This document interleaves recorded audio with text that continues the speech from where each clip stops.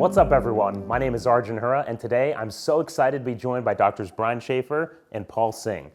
Today's going to be a very interesting conversation because we're actually going to flip the script, and Brian and I are going to be interviewing It's Paul. so weird. We're grilling you. I have to actually talk now? Yeah, Come on, man. That shouldn't be too hard for you. We're going to be grilling you on the business of ophthalmology, and I want to get right into it because there's a lot to unpack. Because you've recently undergone a lot of changes with your practice. A very hot topic, I think, nationally right now on the forefront of a lot of anterior segment specialists and even some posterior segment specialists is the topic of OBS, office-based surgery. So can you talk a little bit about someone who was a partner at an ASC, what led to you pursuing OBS, what made you even interested in that? So my dad was an ophthalmologist, so I joined his practice a couple of decades ago, and his dream always was to do things in the office, right? We did a lot of blepharoplasties in the office, a lot of minor surgeries in the office for years. So the idea of in-office surgery was not kind of foreign, but because we didn't know how to start, we didn't know the regulations, there was just a lot of that it was so kind of a black box of like, how do you get it done, right? So we never pursued it. So we had 2 hospital systems that we worked at for years, and we did a lot of stuff in the office, we didn't get paid for facility, just got paid for the procedure fee. What happened was we had about 7 or 8 other doctors in our area in Milwaukee, near where we practice, who also were working in hospitals and we didn't have an ASC. And ASCs were not really big in our area. And so for years and years and years, we tried to get everybody together, but everyone was afraid of the hospitals. Everyone was afraid what the hospital was going to do if we left the hospital system. So that was kind of on hold for years. Just at that same time, we actually were building out one of our satellite clinics, a Kenosha clinic, and created from a 3,000 square foot practice to about 10,000. And so I knew some people in the IOR Partners people who said, hey, I heard you're growing your practice, you're expanding. Do you know if you do these certain things, which are not going to cost a significant amount more, you can create an OBS, office-based surgery suite, and we can help you with the regulations and accreditations, et cetera. And we thought the ASC was kind of like on hold. We thought it was never going to happen. So we're like, okay, well, let's just try this. Why not? So just as that started getting built out, what happened? All the things that happened in Milwaukee, all the other doctors were like, we're ready to do an ASC. So literally in tandem, they both were actually growing at the same time. So we started the OBS growth, right, with the build out for our clinic, and then we also then started the ASC.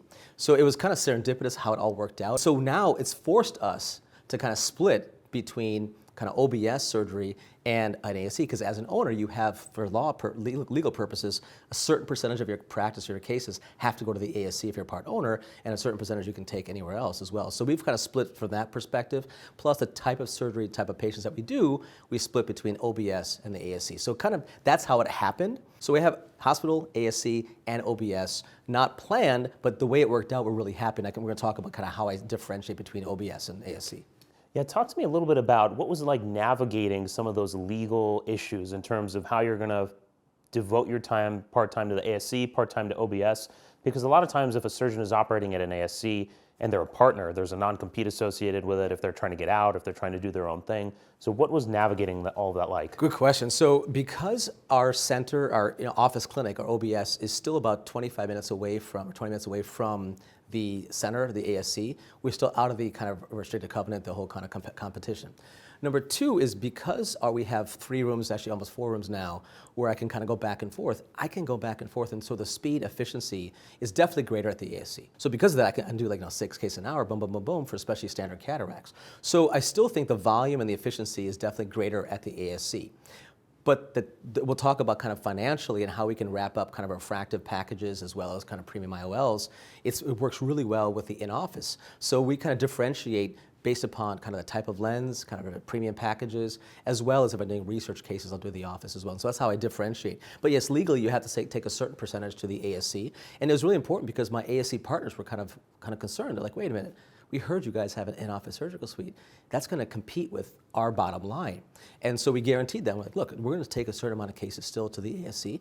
Obviously it helps us, but also it helps them and it helps the group. And efficiency and flow is great. I can do 35, 40 cases in the morning there, versus in the office, I can't do that. I can do 15, kind of. So it's a different type of vibe and different type of patient population a lot of times. You fell into both situations simultaneously, which is fairly unique. Yeah. Most people are starting having access to an ASC, and they're deciding, based on this, that, the other thing, I want to bring things into the office. In your situation, as you mentioned, you grew them both in tandem. Backplay it a little bit and pretend like you had access to this ASC all along. What time frame do you think you would have used to build out an OBS? How quickly and how urgent would that have been for you? Let's just say this, probably less urgent than what I had before with the hospitals, because I was dying at the hospitals. I mean, just to get even IRB approval for a study took us like months and months. We missed out a lot of studies to try new technology, so it was really frustrating me from the hospital. Now the ASC is different because I'm part owner and they're really amenable to trying new technology, but still there's something to be said about in-office surgical suites. I think OBS to me is where I love and I have the most fun, because your technology is what you want, your staffing, right? The staff has good continuity from the beginning of the patient. So for our practice, backing up, OBS for me right now. So my scheduler is the same person who also assists in surgery as my technologist. As well as we have the same people who also do the post-op as well. So they have continuity from pre-op, intra-op, and post-op. So they see everything. They see the patient interaction, they see the patient experience, they understand the journey of the patient, the whole 20 happy patients, not just the surgery, it's the whole process, right? They see that. They have more accountability for when we try new lenses, when we try new technology, they see that. So I can bring in any new technology I want anytime I want. As much as I love my ASC, you still have to get approvals from the board, you still have to get approval from the local area there. The technicians, the nursing staff has to understand, okay, what's going on, why are we bringing this new people here? In the office, it's like, hey, Lisa, these people from X, Y, and Z company are going to come in, they're going to try new things. Great, bring them in. So the flexibility, the freedom of trying new technology, the continuity of care for the patient, as well as just the overall experience. I mean, I can do a bunch of lasers between cases, I can see consults between cases if I want. So I'm doing like 2 or 3 an hour in one room in the OBS. In between that 5-10 minutes, I can go do a couple lasers, I can see a consult, and then also, let's say there's an add-on, I can do that anytime I want. So for me, it probably would have happened, but a little bit not as aggressive as I had right away. But there are definitely distinct benefits of OBS for me. Paul, let's talk a little bit about fear and inertia, because this is something Brian recently went through as well. He just opened his own practice, the Shafer Vision Institute. Yeah, congrats, man. So thank you. Monumental effort, especially in today's day and age, because the prevailing sort of sentiment is that it's very difficult to start your own practice. It's very difficult to open an ASC. It's very difficult to get involved with OBS. So let's say there's a surgeon makes the decision, I want to open an ASC or I want to open OBS. Great, the vision is there. How do you actually execute? What were the first steps you took towards actually implementing OBS? Getting a consultant. It doesn't matter who you. It's hard to just do everything on your own, right? So 2 things: getting the money. So we had some people who we knew that really gave us a really good deal on some lending at the time. Really good deals. We were paying LIBOR plus 1.5%, which is really good at the time. Pretty good, right? So getting the money is important, right? Whether it's OBS and trying to build out your space or an ASC. Number 2 is getting a consultant to kind of help you with a lot of the logistics, architectural designs, things like that as well. So for in-office we use obviously IOR partners. For the ASC we had another group that we use as well. We use MCG Consulting as well for them. So I think that helped a lot. But there's not a lot more than that, really, that we did, because they're going to help you. Once you get the funding, you get the money for it, it's really a matter of just saying, okay, what do you want? How many, you do a pro forma. You say, okay, here's how many cases I think I'm going to do in a year. Here's a type of cases we're going to do. Here's the average reimbursement based upon my area, from my max or whatever else, how many private pay you're going to do, how many, let's say, RLEs you're going to do, right? You kind of take all those numbers that you've done historically for the last, how many years you've been out. If you haven't, your estimate. And then you say, okay, based upon the number of procedures that we're going to do, the type of procedures and our payer mix, here's what we expect to get reimbursed. Here's going to be the cost. Here's how much money we need. Here's how much time it's going to take to break even, et cetera. So it's pretty kind of cookie cutter from that perspective. It's not as black box as I thought it was going to be. And that's whether it's the OBS or the ASC. Now, reimbursement, we'll talk about in a second. There's a little bit of different reimbursement setup between the OBS and ASCs, of course. But that's all you really need to do. And then once you get that established, if you have the money and you have the volume, you don't need anybody. You can do yourself an ASC if you wanted. Is it a CON state or is it not? If you have a certificate of need, like Illinois, it's very difficult to get it. You have to prove, and sometimes you have to pay a lot to get that going.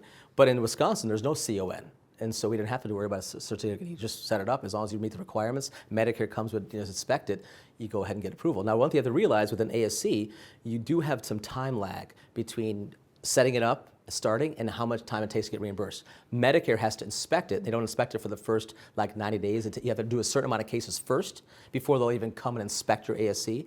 Once they inspect it, then they have to give you time to say, yes, now we'll start covering, and then the plans start coming in. So there's a lag of when you start doing surgery to when you get paid. So you need to kind of take all that in consideration financially and how much money you want to take a loan out as well. OBS is a lot cheaper. I mean, so if you're someone who's starting out, you're young like that, if you don't have the financial resources, you can't get that much, let's say, lending. OBS does not take a lot of that much money because it's more of a space. If you have the space, you build out your kind of a pre-op area, you build your surgical suite and your sterilization processing area, but it doesn't have to be as big, and the requirements are so much different than that of an ASC that when we looked at our own center when we were building out, it cost us less than the extra. I think it was like $80,000 more to build out the ASC, OBS compared to if we had not built it out. It didn't cost us a lot more money in the grand scheme of things versus the ASC, of course, from scratch takes a lot more money.